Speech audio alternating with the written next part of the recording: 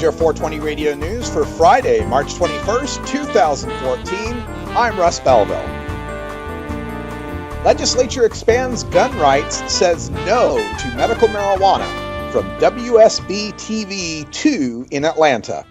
Lawmakers did not pass a medical bill legalizing marijuana in Georgia, but did agree to expanding gun rights. The medical marijuana bill passed the Senate unanimously Thursday, and it passed the House again with only 2 no votes. Earlier in the day, however, the Senate passed the bill unanimously, but a bill requires insurance.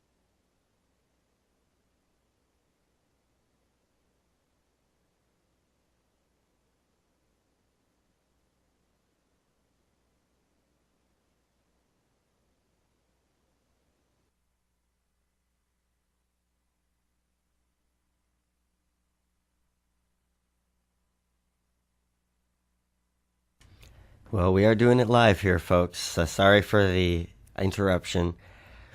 This is Brian the Red back at Roll J Studios. We'll get Russ back on the line as soon as we can.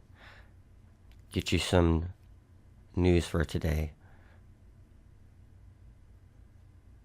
Bear in mind, he does have to contend with some pretty janky on-the-road hotel internet.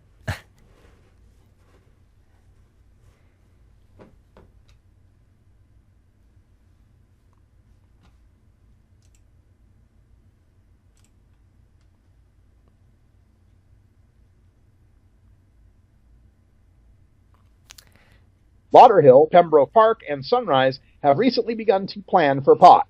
In Lauderhill, City Hall staff has begun to look into how legalized marijuana, quote, will affect healthcare costs and internal policies, said city spokeswoman Leslie Johnson. In Sunrise, the city is gathering information so it can deal with issues that may come up. We have been looking at the effects of potential medical marijuana legislation on our employees and operations and on the services we provide, said spokeswoman Christine Pfeiffer. Florida voters will decide November 4th whether marijuana should be legalized when medical marijuana question appears as Amendment 2 on the statewide ballot. Medical marijuana in Oregon, rules banning pot-infused sweets generates backlash from the Oregonian. One of the architects of a new law requiring Oregon to craft rules that would keep marijuana from kids says the new regulations go too far. Rob Bovet, legal counsel for the Association of Oregon Counties, which pushed for Senate Bill 1531, said in an email to the Oregon Health Authority officials that his intent, quote, was not to ban classes of edibles. It was to make sure they are in a child-resistant packaging and not packaged in a way that is attractive to youth, he wrote in an email sent to Tom Burns, who oversees the state's dispensary program. The Health Authority, which oversees the medical marijuana dispensary program, issued draft rules this week that effectively ban marijuana-infused sweets. The rules are expected to go into place next week. Word of the ban spread quickly through the dispensary industry, and patients, some of whom prefer to eat marijuana-infused candies, cookies, and sweets instead of smoking the drug. Amy Margolis, a lawyer who served on the committee that drafted rules for the dispensary industry on Thursday, fired off a response to the Health Authority, arguing that the law wasn't designed to outlaw marijuana-infused products. Governor Dayton seeks $2.2 million for marijuana study from CBS Minnesota. With a push for legalizing medical marijuana stalled this session, Governor Mark Dayton plans to ask for $2.2 million to research into its possible benefits, a spokeswoman said Friday. Mayo Clinic would head the study, which would focus on cannabidiol, commonly known as CBD, a marijuana compound that does not produce a high.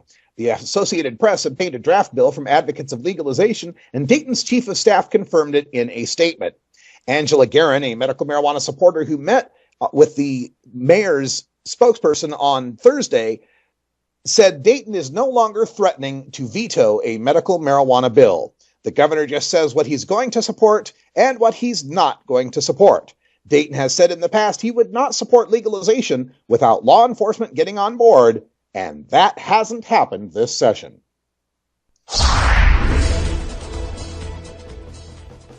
Polling center, legal pot in Texas, snuff the thought.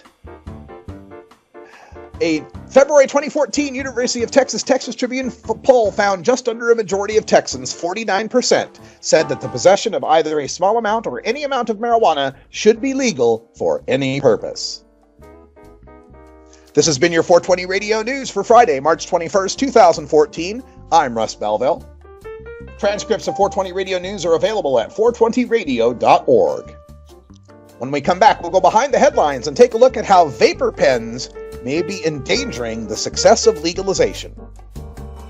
You're listening to the Russ Belville Show on 420radio.org.